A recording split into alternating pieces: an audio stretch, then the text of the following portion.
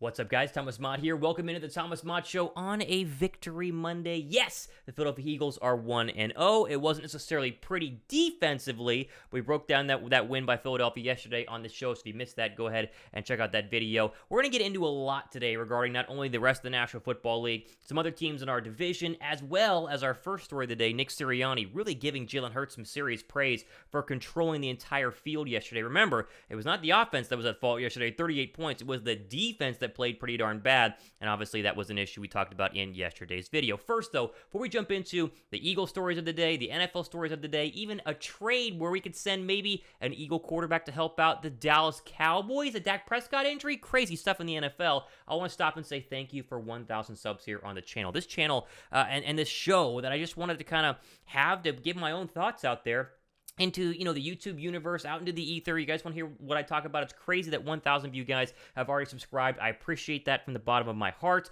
Hopefully you guys enjoy the shows this week. Be sure to subscribe if you're brand new. And if you're one of the subscribers from the past couple days, you probably thought that my background was just like me and a wall and a picture. No, this is the normal studio background. I was on the road traveling at my girlfriend's house, and so we were not able to film inside the studio. But now we have all the nice Eagle gear and the lighting and the studio lights, and so it looks a lot better. So if you're brand new, this is the new standard. This is the normal versus where it was the past couple of videos. But I digress. I appreciate all of you guys subscribing. If you guys like the channel, thumbs up. If not, that's fine. Sit tight. Let's jump into the stories of the day, starting with Jalen Hurts. And I think that we have to give Jalen Hurts credit where credit is due. And I did that yesterday in my game recap, but I thought that, you go back and watch the film, he was really good. He was a lot better than I think people realize versus what we saw from him last year during his real first year as a starting quarterback.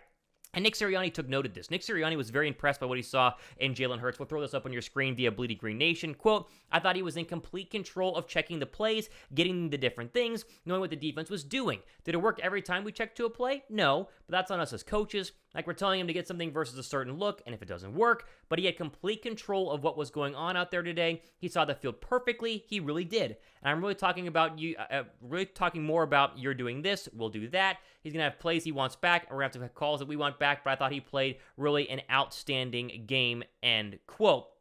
I think this is very important to go ahead and note on Jalen Hurts before we jump into the whole Cowboy quarterback drama and the rest of the NFC East. Jalen Hurts has progressed, and I know it's one game, and we can panic about one game. We can analyze here on a Monday after week one, but Jalen Hurts, the accuracy was way, way better. There were a lot of throws to A.J. Brown where he's not throwing that football. A couple of those tight crossing routes, he's not even going to attempt that pass last year. The deep ball over the top, that was his best throw as a pro to A.J. Brown. For all the people wondering, Jalen Hurts, is he going to progress? It took him a couple series to settle into that game yesterday. The answer is 100% yes, he did. I thought he was fantastic, and Sirianni thought he was fantastic too. Remember, the issue yesterday was not the Eagles' offense. They ran the football well. They threw the football well. They pass protected very, very well. Overall, the issue was the defense, and the defense is something we'll talk more about later on this week here on the Thomas Mott Show. But if we can take just the offense as a whole, Hurts looked way, way better. And if that's the Jalen Hurts we get every single week, Philadelphia's going to have a chance to beat any team in the National Football League. Okay, moving over to the big news of the day. And I know it's a Cowboy news, but it does affect Philadelphia, and I'll explain why. Dak Prescott, you guys probably saw not only a horrible game by the Cowboys last night, which is always fun as an Eagle fan. We love watching Dallas absolutely stink up the joint. I don't know why people thought that they wouldn't. Like, they didn't do anything offensively to make their team better. They just got worse this past year. And so it's like, okay, did you think they were going to be a lot better? Either way, Dak has a significant hand injury, and he's going to be out 6 to 8 weeks, according to multiple reports. Bleeding Green Nation has a good write-up here, and you see the picture of Dak hitting his hand twice on Shaq Barrett's hand, and so he has a significant hand injury. He will go ahead and require surgery, and the question is going to be how long will he be out of the football field. Now, I want to be honest. We never wish for anyone, even if it's a Dallas Cowboy, to actually get injured. That's not, fun or fair. I think as fans, we can be as hateful as we want towards other football teams, but wishing injury is really bad. But this is still significant to at least talk about, and Dallas is in big trouble, and this further gives the idea that Philadelphia should 100% win the NFC East. So here's the quote. Dak Prescott will miss multiple games after suffering what Mike McCarthy described as a significant hand injury during the Dallas Cowboys' Week 1 loss to the Tampa Bay Buccaneers. The injury occurred when Shaq Barrett hit Prescott's hand as the quarterback was throwing, as seen in the picture above this article.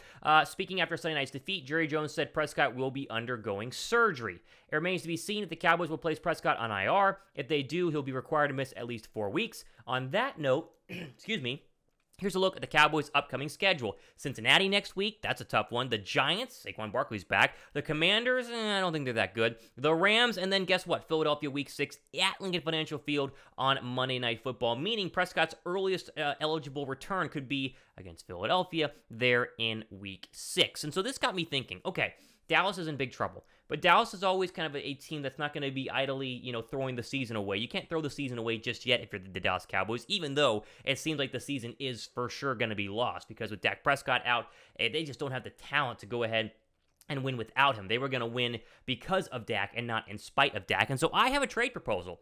I threw this up on my Twitter account really early this morning, and I want to follow up here on the Thomas Mott Show. We got Gardner Minshew. I trade Gardner Minshew to the Dallas Cowboys. Sure. What do you want to give me? Second-round draft pick? Third-round draft pick? I would 100% do this deal. Now, let's be real. The odds of Philadelphia actually trading Gardner Minshew inside the division to help Dallas is very, very slim. But if Dallas did come calling and said, hey, you want a third-round draft pick for your backup quarterback? We'd be stupid to say no because, one, Gardner Minshew is a fine backup quarterback, and we all think he's definitely capable of winning some football games in the National Football League, but he's not going to, by any means, be the difference maker in Big D. Dak Prescott was going to barely be able to get this football team, based on what we saw last night, to 8 or 9 wins. Gardner Minshew would get them to 7 or 8 maximum, and so even though you don't want to trade one of your I'm not going to say good players, but a good backup quarterback inside the division, if they want to give us a ton of draft capital in return because they're that desperate to not, stink up the joint the rest of the year, I would 100% go ahead and trade for Gardner Minshew. Now, from a Cowboy perspective, again, this makes no sense. You roll with Cooper Rush the rest of the time that Dak is injured. You hope you can stay afloat around 500. Dak comes back. Dak is, fantastic if that's the thought process, and then he saves the day. But the overall thought process here is that the Dallas Cowboys are in very, very, very tough waters right now, and this means Philadelphia should win the division. Let's just be real. I know that the Commanders won yesterday, but it was against the Jacksonville Jaguars, and the Jaguars had every single chance to win that football game, and they, however, did not. And so while Carson Wentz did throw 2 touchdowns, he had a couple of interceptions. 4 touchdowns. It was the interceptions that were the big issue for Carson Wentz, and he looks very much like classic Carson Wentz, who's going to lose you more football games than win you more football games. Giants were intriguing. I thought the Giants played a very good football game against the Tennessee Titans. Saquon Barkley seems back, but do you trust Daniel Jones to win you 9 or 10 games? I don't. Dallas is very much sitting at the bottom and could be at the bottom the rest of this year, and that is really fun news, I think, overall for Philadelphia Eagle fans. It's very clear Philadelphia should win the NFC East. And I know it's week 1. I know our defense gave up 35 points to the Detroit Lions, but all of that being said, they should 100% go ahead and win the NFC East. It should not be even close, and I think that the Monday Nighter against the Minnesota Vikings will tell us a lot about just how good this Philadelphia Eagles team is going to be, because the Vikings did look pretty darn good in their win against the Green Bay Packers. Okay, I want to go ahead and end today's show by mentioning a quick look at the Week 1 winners and losers. Are there any football teams to me that stood out as being really, really bad, who shouldn't have been really, really bad, or who are much better than people actually realize? Let's just go through it. A couple of these games, there's not a lot to go ahead and really talk about. New Orleans and Atlanta. The Saints are not going to be good this year. I know Michael Thomas had 2 touchdowns in his return, but overall, Winston can only take you so far. They should have lost to Atlanta. Falcons and classic Falcons, the fandom, they just blow the game. Was it 18-point lead in the fourth quarter, 16-point lead, whatever it was. San Francisco's a big loser this week. I know it was raining like crazy in Chicago, but you should not lose to what is a absolutely terrible Bears roster. You should not lose to the Chicago Bears, even in the rain. Trey Lance looked rough. I know that it was, again, pouring rain, hard to throw the football, but you're starting to really kind of wonder, is Trey Lance actually worth 3 first-round draft picks? Is he ever going to be a decent quarterback? Pittsburgh-Cincinnati was kind of a weird one. I don't freak out about any of that. The Dolphins looked pretty good, but I think it's more the Patriots looked really, really bad in that game. Baltimore Jets, you can't, read anything from that because the Jets are terrible. I still think Washington, while they did have a nice performance from Carson Wentz, and they got weapons on the outside, they should have lost that game to the Jaguars. Not too concerned about them. Cleveland, Carolina, not a lot to take away from that one. The Colts don't look very good. I mean, the whole Matt Ryan saving the day. They should have lost that game to the Texans. A tie against the Houston Texans, that one's rough. Already mentioned New York and Tennessee. I think the big games were the final 2, or the next 2 you see here on this list. Green Bay at Minnesota. The Packers do not have weapons on the outside, and missing 2 tackles on both sides of this Offensive line was rough for Green Bay. They could be in for an interesting season. I think they figured out that with Aaron Rodgers. The Vikings are legit, though. And there are a lot of people, including, Colin Cowherd, who was saying the Vikings are a very good football team. I think Monday night's going to be a real tough test for Philadelphia, most notably the Eagle defense. You have got to double team Justin Jefferson wherever he goes, sell out to stop Justin Jefferson, and hope and pray that Kirk Cousins throws you a couple of interceptions. This defense for defense for Minnesota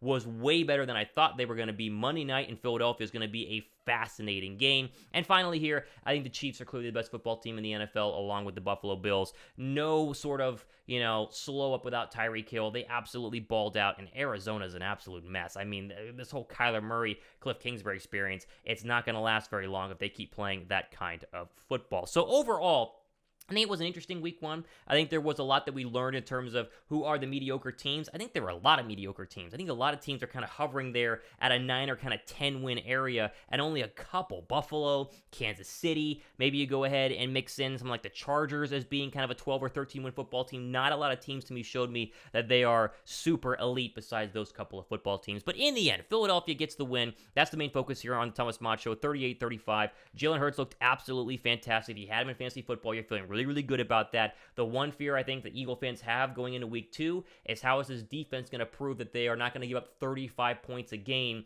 If they did that to the Lions, what possibly could it be against a really good football team like the Vikings? But we will talk more about that in a later video.